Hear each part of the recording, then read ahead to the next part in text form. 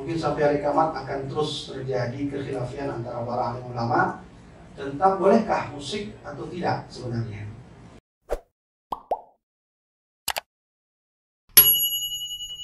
Wa anna Muhammadan abduhu wa rasuluhu wa nabiyya ba'da.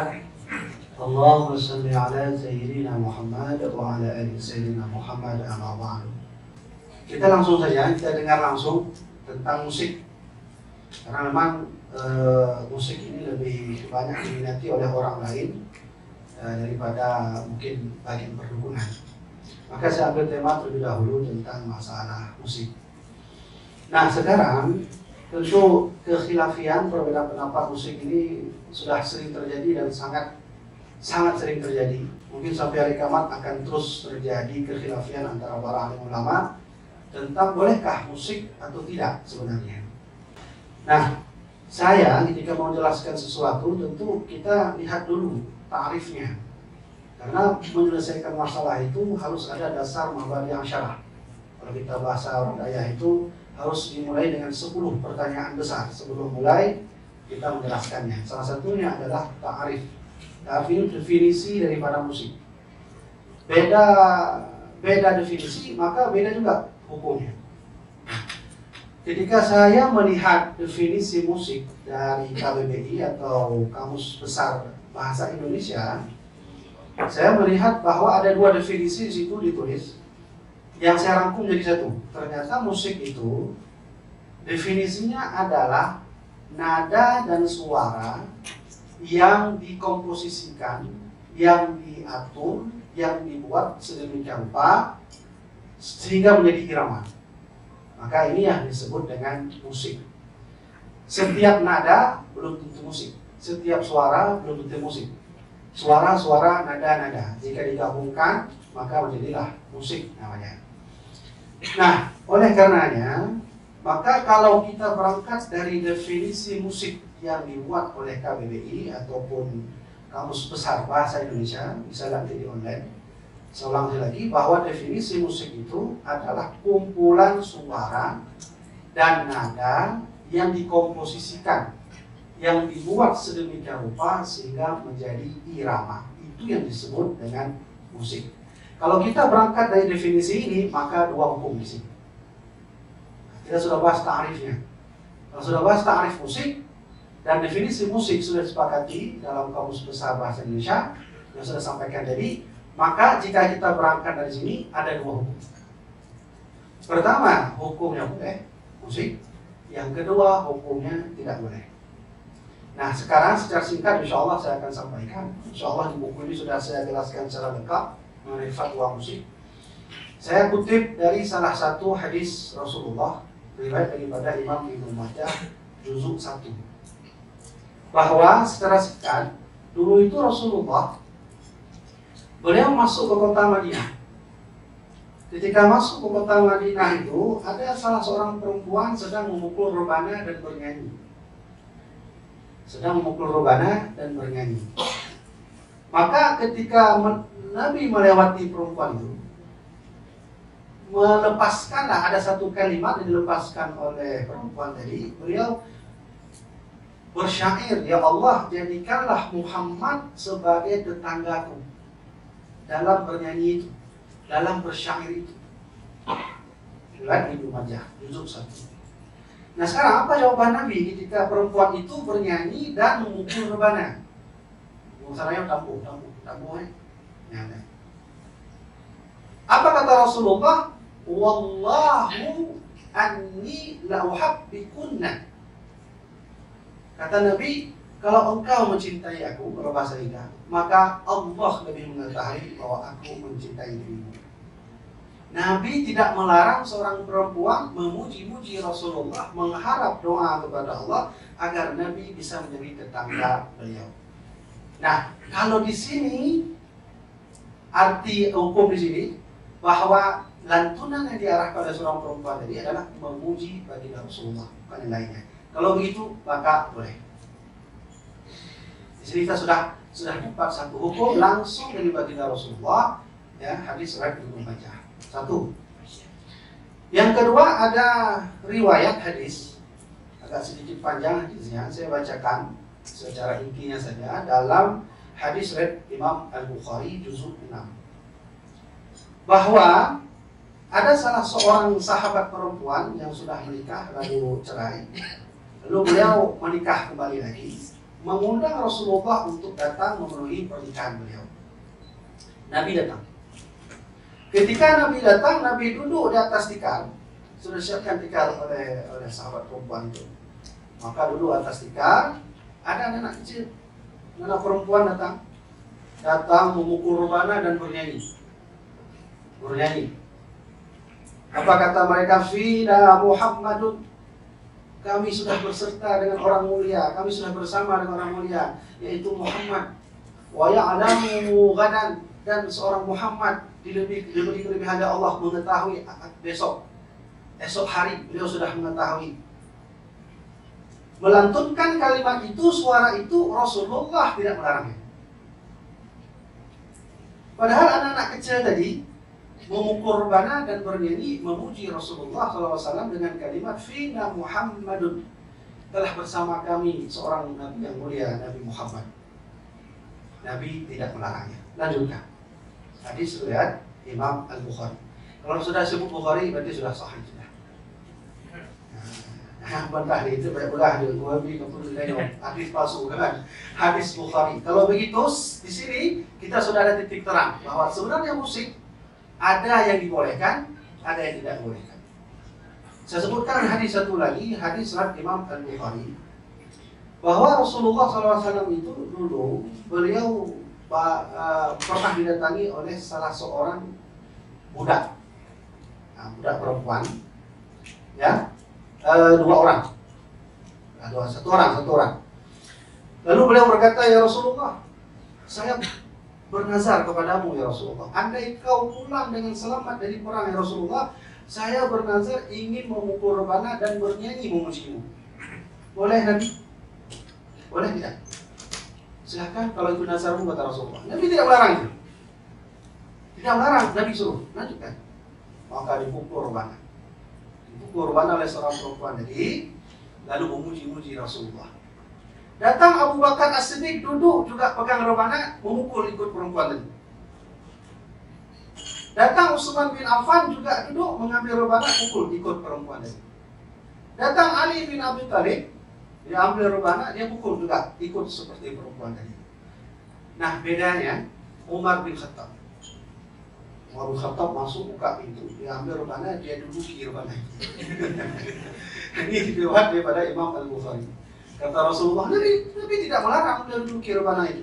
Dia katakan, wahai Umar, sangatlah cocok bahwa syaitan sangat menakutimu, wahai Umar. Itu sebabnya Umar memang cocok kita disebut oleh Rasulullah dengan Al-Faruq yang bisa membedakan mana hak mana batil. Jadi jamaah dirahmati Allah, saya rasa mungkin dengan 3 hadis ini sudah cukup bagi kita bahwasanya ternyata musik itu ada yang dibolehkan oleh Rasulullah SAW. Nah, sebagai tambahan juga kita bukan hanya membahas hadis, ada juga pendapat-pendapat ulama seperti kita kenal atau jangan lupa ulama. Ada salah seorang ulama yang juga menjadi seorang raja. Beliau bernama Sultan Malikul Zahir bin Sultan Malikus Soleh. Pernah dalam kitab Rihalah Imam Ibnu Battuta, seorang penjelajah dunia 29 tahun tak pulang-pulang kampung, pergi ke Cina, ke India, bahkan sampai ke Aceh. Beliau bertemu dengan salah seorang ulama, juga seorang raja, yaitu Sultan Malikus Zahir bin Sultan Malikus Soleh. Tepat datang hari Jumat, duduk Sultan Malikus Zahir dengan Imam Ibnu Battuta. Lalu Sultan Malikus Zahir mengundang orang yang bersyair datang dulu. Maka dilantunkanlah syair oleh orang-orang yang melantunkan salawat. Maka dari situlah dituliskanlah oleh Imam Ibnu Battuta dalam kitab Rihalah beliau, kalau tak salah saya itu halaman entah 37, entah 38 versi Arab. Di sana beliau sangat memuji salah seorang ulama Aceh yang juga seorang raja bernama Sultan Malikus Zahir sebagai orang yang sangat dekat dengan Allah, dengan rakyat, dan orang yang paham tentang Allah Subhanahu wa Ta'ala. Nah dari sini ternyata kita sudah diberi ilmu oleh nenek kita dulu, oleh raja kita dulu, bahwa sesungguhnya sebenarnya musik itu dibolehkan. Nah, sekarang kita tarik. Mana yang boleh, mana yang tidak? Yang boleh yang mana? Sudah saya jelaskan. Yang boleh adalah kita melantunkan salawat kepada Rasulullah, menyampaikan risalah dakwah seperti mana Sunan Said, yaitu Sunan Kalijaga, ya, Raden Said Sunan Kalijaga. Beliau datang ke Jawa karena tahu orang Jawa tak bisa bahasa Arab. Orang Jawa itu sangat suka dengan musik, maka dia pelajarilah gamelan oleh Sunan Kalijaga. Jadi kemudian itulah beliau sampaikan dakwah dengan musik. Di antara para tokoh dunia yang sangat menganjurkan musik dan ada manfaat bagi musik, ada salah seorang tokoh dunia, filosof, beliau bernama Al-Kindi. Ada satu kitab beliau itu, kalau tak salah saya namanya kitab Al-Kindi itu Al-Anwaru fil Musiqi.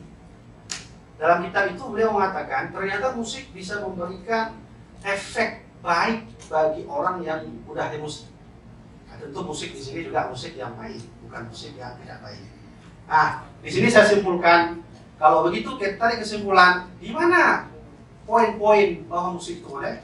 Pertama, jika kita menggunakan musik untuk menyampaikan dakwah. Yang kedua, boleh menggunakan musik ketika kita menggunakan musik itu untuk menyampaikan pesan kepada rakyat yang bermanfaat. Yang ketiga, memuji-muji baginda Rasulullah SAW. Satu. Sekarang kita tarik yang tak boleh yang mana? Yang tak boleh yang mana? Wa minan nasi man yashtari lillahwil hadithi liyudilla an sabilillah.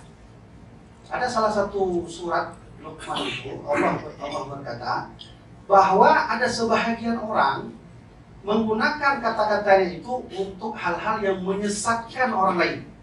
Nah, jadi kita sudah paham. Kalau menggunakan kata-kata menyesatkan orang lain, apapun itu, mengajarkan pada orang lain tentang cinta dunia, cinta perempuan, atau perempuan mencintai laki-laki, bahkan kita sekarang lihat musik-musik yang judulnya entah apa, belah duren lah, apalagi itu. Musik-musik. Apa makna itu? Wallahu'alam, coba pelajari.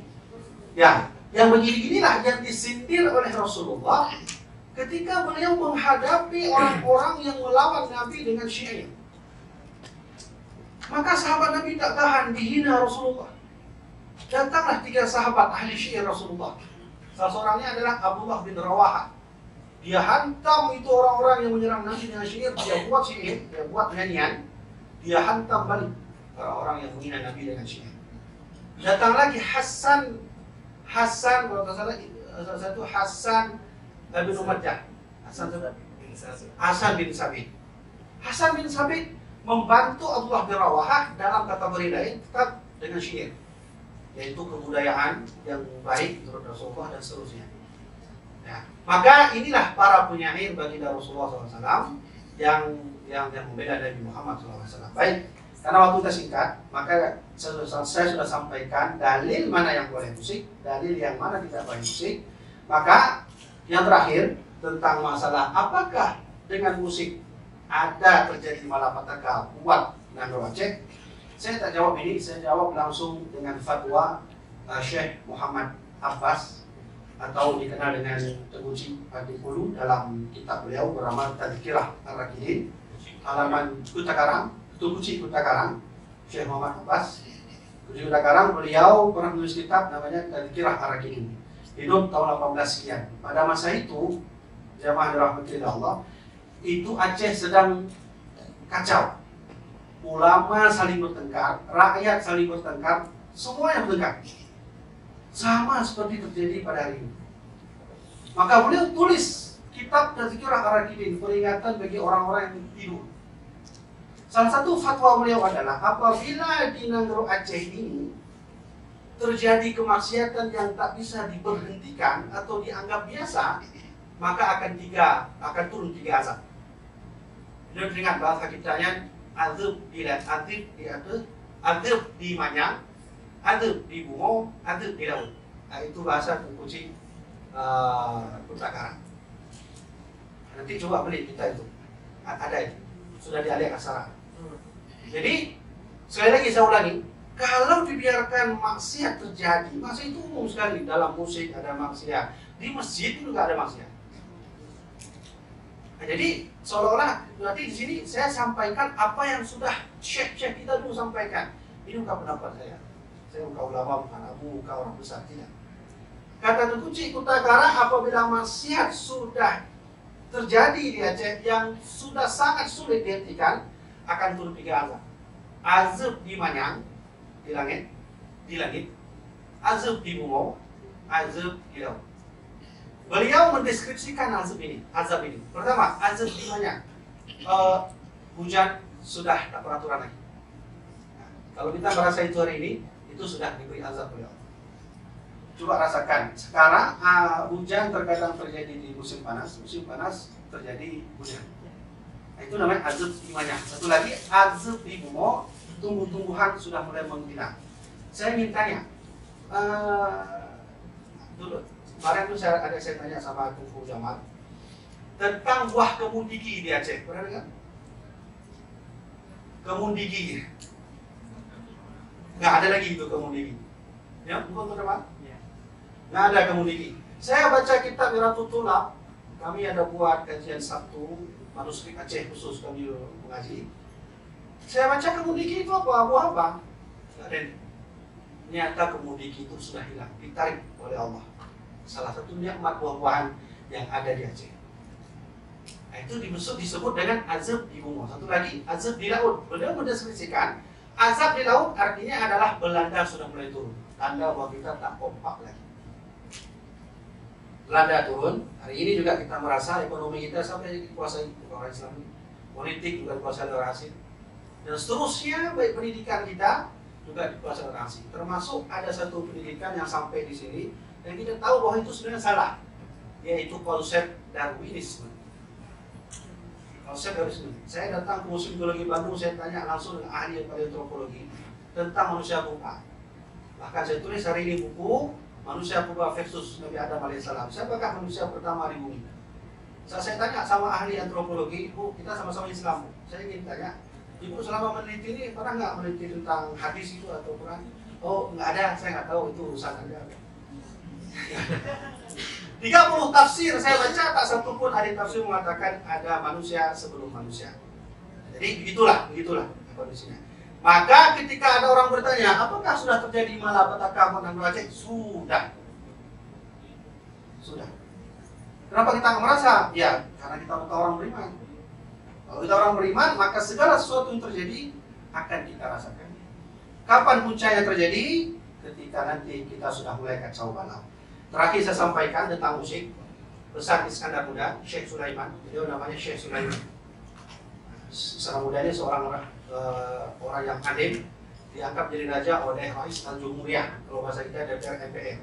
Masa kerajaan dulu ada Rais Jumhuriyah, diangkat Iskandar Muda menjadi raja. Lalu beliau berpesan pada kitab Qasmul Ta'alan halaman ke-79 bahwa beliau berkata, kalau Aceh sudah ada asi, bahasa beliau, sudah ada asi, sudah dipimpin oleh orang fasik, maka tunggulah masa kehancuran Aceh itu. Pertanyaannya, apa yang sudah ada? Sudah.